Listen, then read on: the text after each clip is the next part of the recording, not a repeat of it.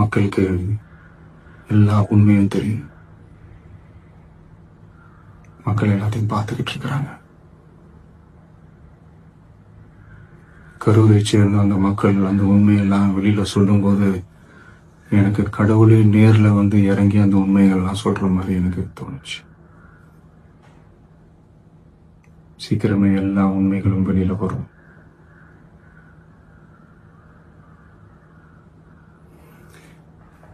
எங்களுக்கு தரப்பட்ட இடத்துல நாங்க போய் அந்த அந்த ஸ்பாட்ல நின்று நாங்க பேசிட்டோம். அதை தாண்டி எந்த தவறும் எங்க சைட்ல நாங்க எதுவுமே செய்யல.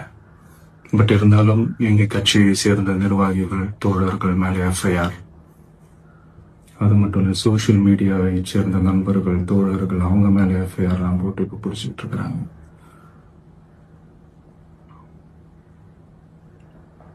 சிஎம் சார், உங்களுக்கு ஏதாவது இந்த பழி வாங்கணும் அப்படின்ற எண்ணம் ஏதாவது இருந்துச்சுன்னா என்ன வேணாலும் பண்ணுங்க.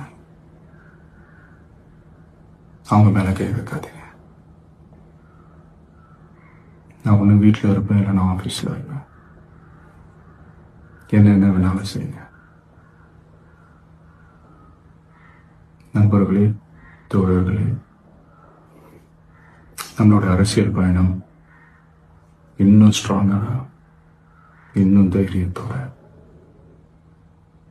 கண்டினியூ ஆகும். தேங்க்யூ.